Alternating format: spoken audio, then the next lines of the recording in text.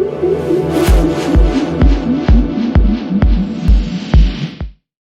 look at the lowest common multiple. So the newest word we're meeting is the word multiple. Then, where do we use the lowest common multiple? You remember when we're doing fractions, there's what we call the lowest common denominator. What we refer to as the lowest common denominator is basically the lowest common multiple. So that is the reason why we have to cover this. And for us, it's basically to understand what a multiple is.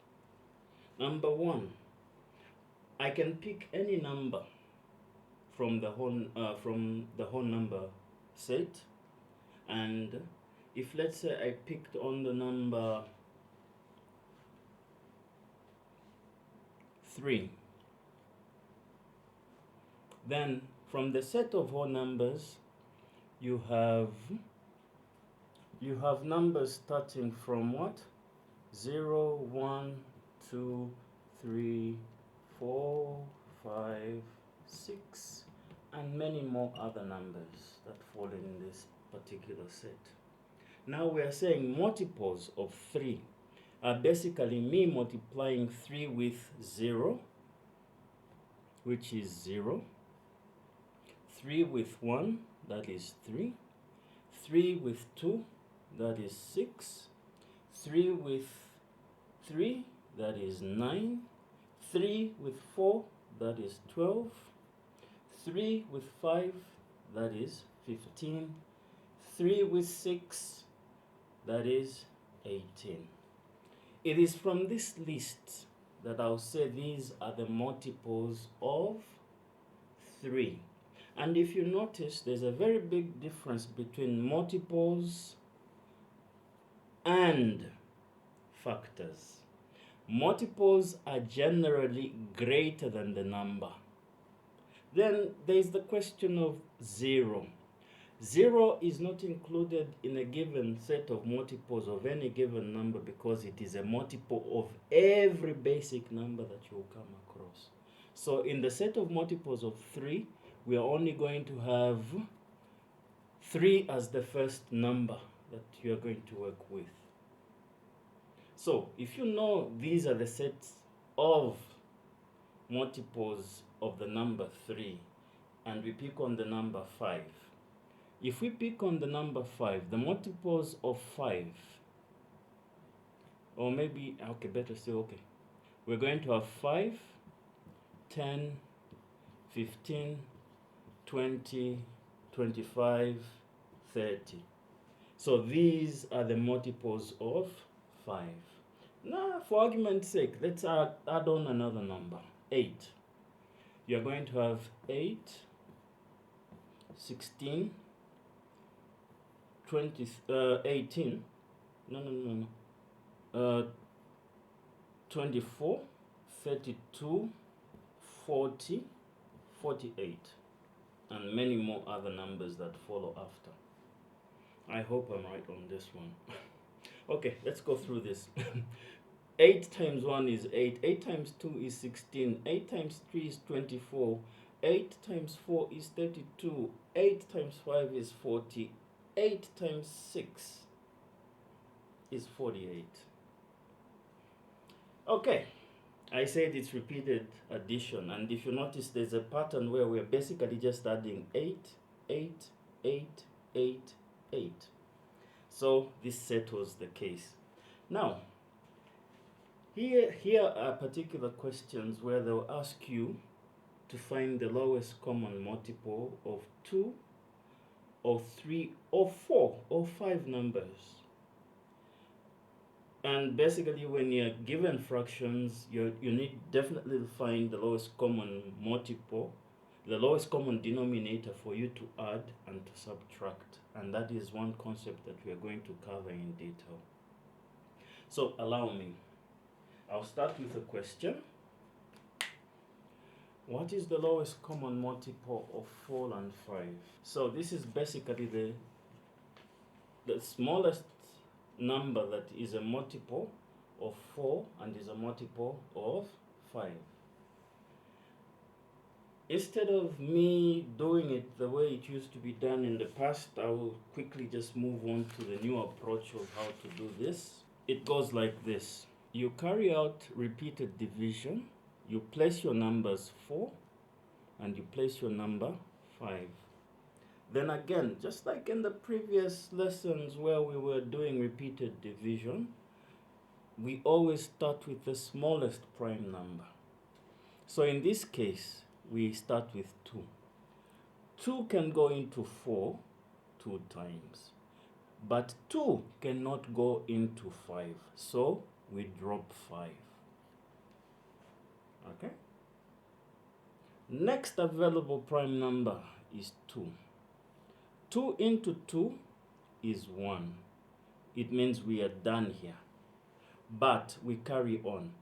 2 into 5, 2 is not a factor of 5, so we drop 5. Then we look for the next available prime number such that that number can go into 5. And in this particular case, the answer is 5 itself. 5 into 5, 1, which means we have finished our repeated division. So the lowest common multiple of 4 and 5 is just, again, basically carrying these that are this side. So the lowest common multiple of 4 and 5 is 2 times 2 times 5.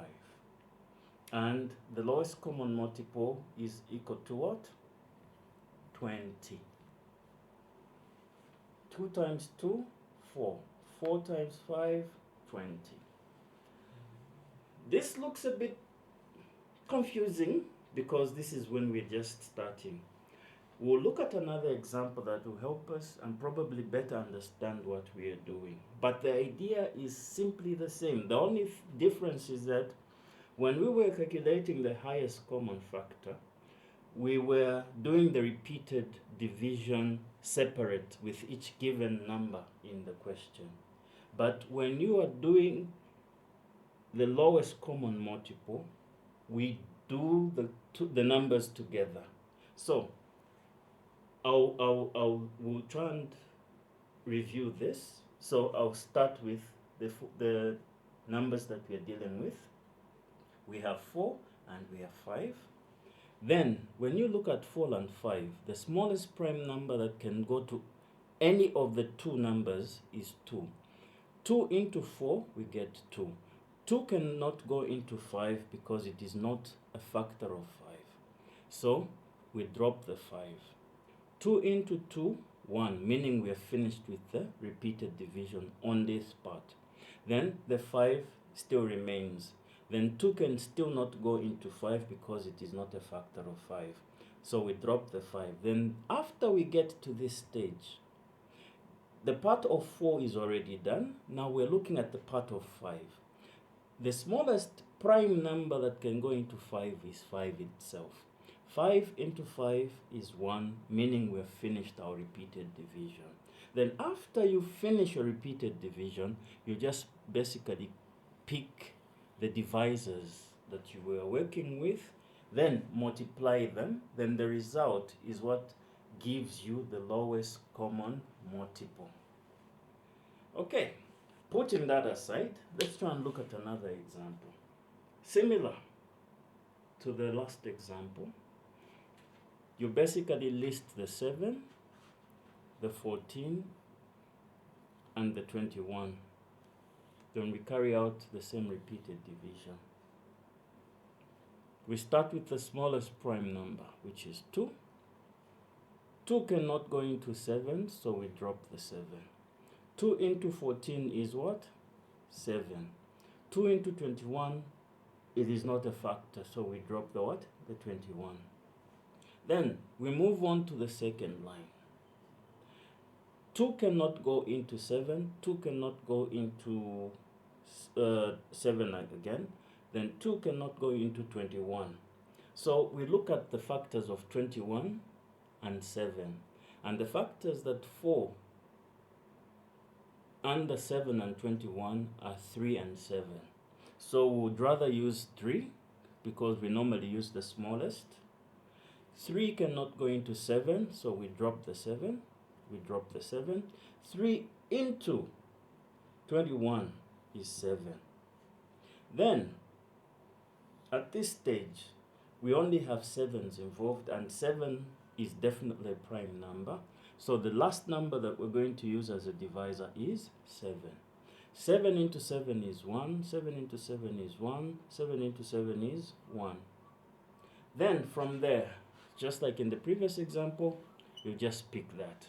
So the lowest common multiple of 7, 14, and 21 is 2 times 3 times 7, and your result is 42. And this basically is what this is all about. But for argument's sake, maybe let's try and look at another set of numbers to reduce on the confusion.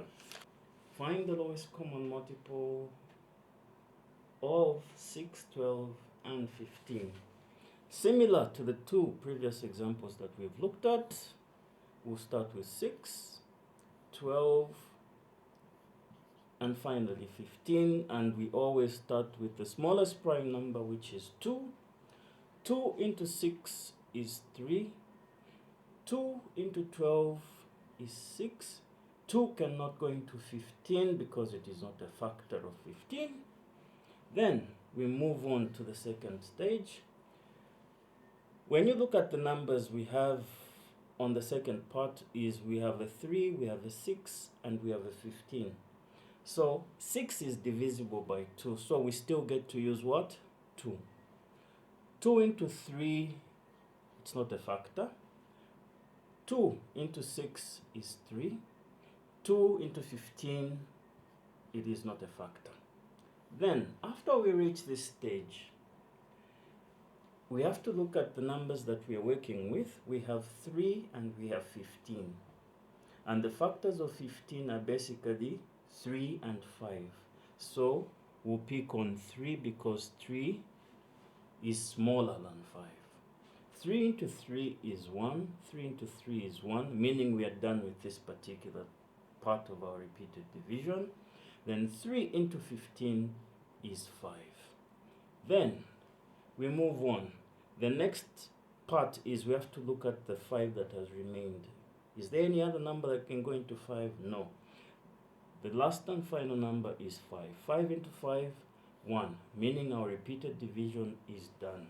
So for the lowest common multiple of 6, 12, and 15, we are basically saying 2 times 2 times 3 times 5, which is basically your divisors. Then you express them as a product. So 2 times 2 is 4. 4 times 3 is 12. 12 times 5, the result is 60. So the lowest common multiple of 6, 12, and 15 is 60. This basically concludes our lesson on the lowest common multiple. Now, to end our lesson, we'll look at an exercise. Okay, so with that exercise, that basically marks the end of our lesson, and I hope you get to learn 1 or 2 things from this particular work that we have done today. Thank you.